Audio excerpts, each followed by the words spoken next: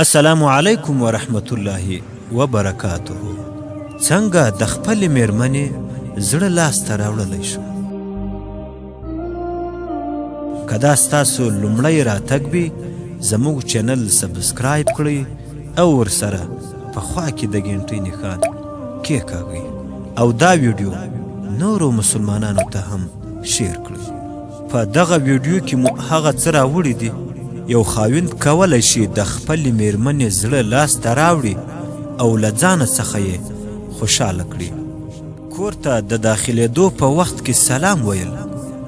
نبی کریم صلی الله علیه وسلم فرمایلي دي تاسې به جنت ته داخل نشئ تر څو چې ایمان رانه وړئ او بشپړ ایمان به تر هغې پورې رانه وړئ تر څو چې یو له بل سره محبت وکړئ.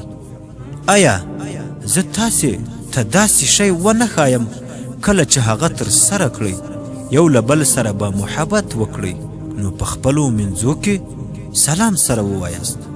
دوهم، د میرمنې پر وړاندې تبسم او خوشحاله څېره ښکاره کول. نبی کریم صلی الله علیه وسلم فرمایلي دي د خپل مسلمان ورور په مخ کې ستاسې تبسم او خندا تاسې لپاره صدقه او خیرات دی.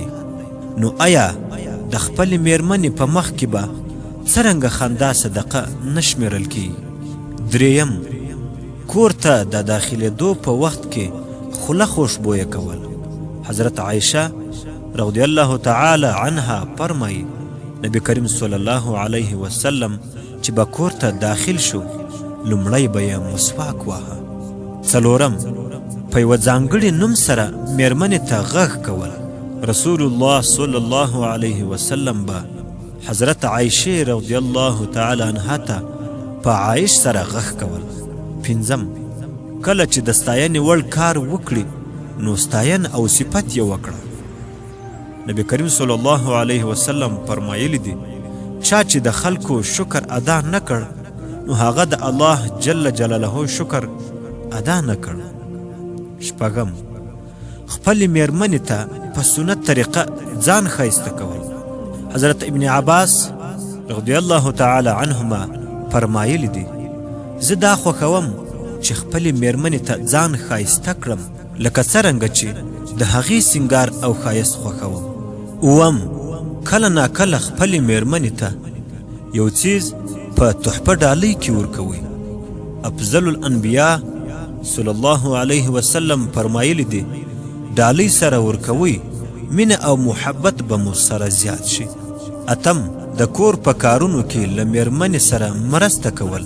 له عایشې صدیقې رضی الله تعالی عنها څخه پوښتنه وشوه چې نبی کریم صلی الله علیه وسلم به په کور کې څه کول؟ هغې ورته وویل کالي به یې ګنډل، چوټې به یې ګنډلې او هغه کارونه یې کول کوم چې خلک په کورونو کې کوي. نهم، د میرمنې له ځینو نیمګړتیاوو تیریدل او بخښنه ورته کول. نبی کریم صلی الله علیه وسلم فرمایلی دي یو مؤمن خاوند د خپلې میرمنې سره بغض او دښمني نه کوي.